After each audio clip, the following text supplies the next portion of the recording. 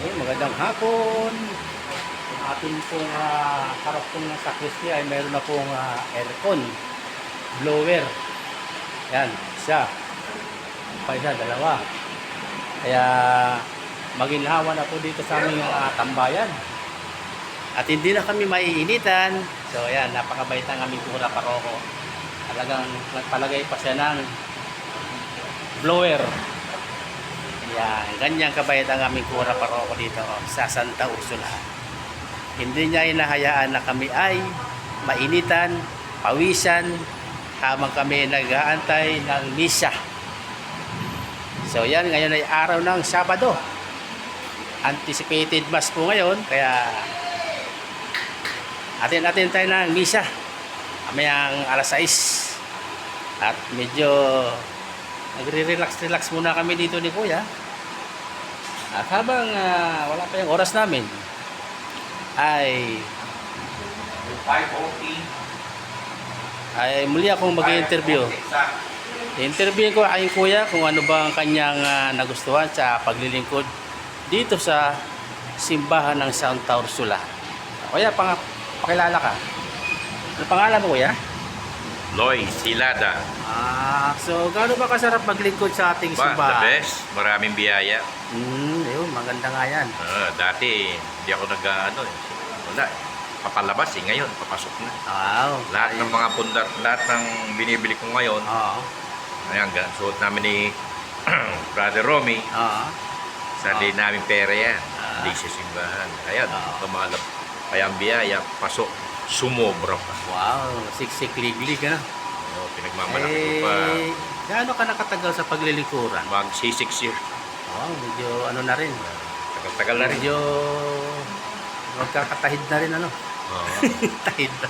Yung ibig sabihin, Hindi pa rin matigas. yung mayroon Okay pa rin. tayong nalalaman kahit pa paano. Kasi sa paglilingkuran natin, Kuya, ay habang tayo pala ay naglilingkod, tayo rin ay nag-aaral ng salita ng Diyos. Kaya patuloy tayo na nadadagdagan ang ating mga kaalaman. Amen? Amen. Huwag tayo So, magbabago ng relihiyon. Wow. Kasi ang Katoliko, Oo. ano pa ni Magellan niya. Siya ang tunay na Tunay na Simbahan. Simbahan. true church. Church, oo. Kailan tinatag? Kaya yung mga iba, bayaan mo sila. Kailan tinatag, Kuya? Inatag tong, nung dumating si Magellan, 1521. Yan.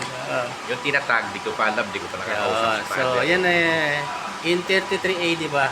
Per century, ha? Oo. Tandaan natin, per century, 33 AD. Saan tinatag?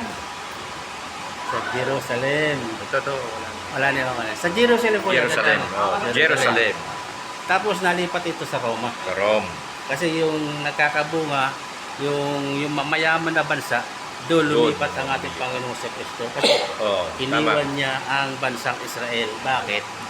Kasi sa bansang Hudyo ay hindi niya gusto yung mga patas doon. Nilabag nga niya yung Sabat doon eh. Kaya siya, hindi siya tinanggap doon sa sarili niyang bansa.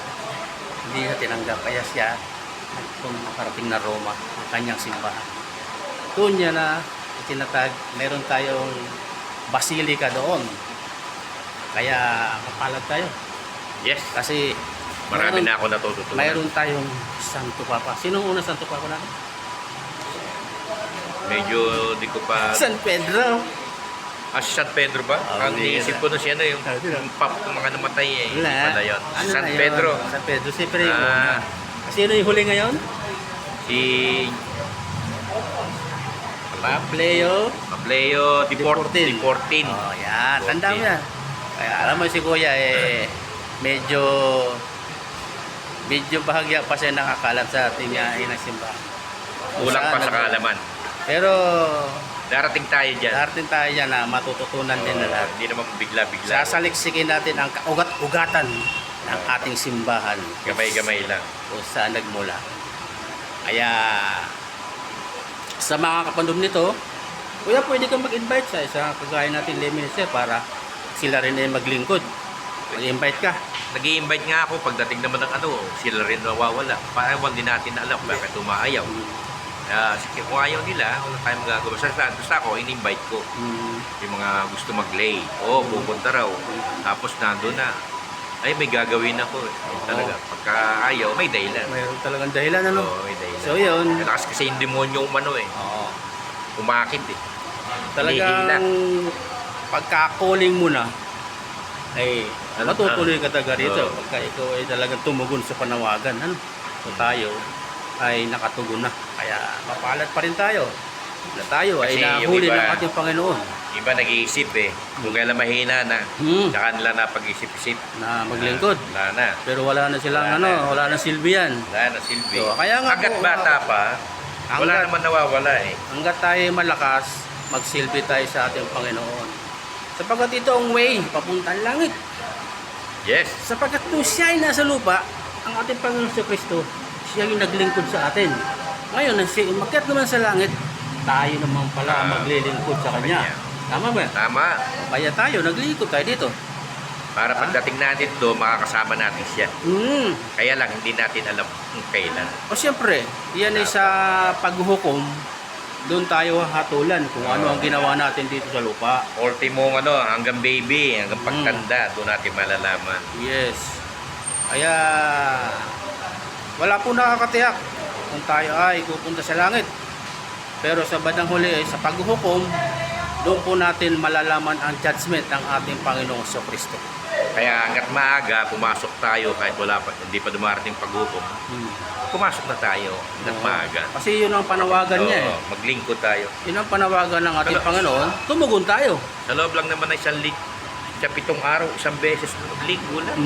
Ayaw pa ba natin magsimba sa isang araw? Isang oras lang naman. Mag-serve.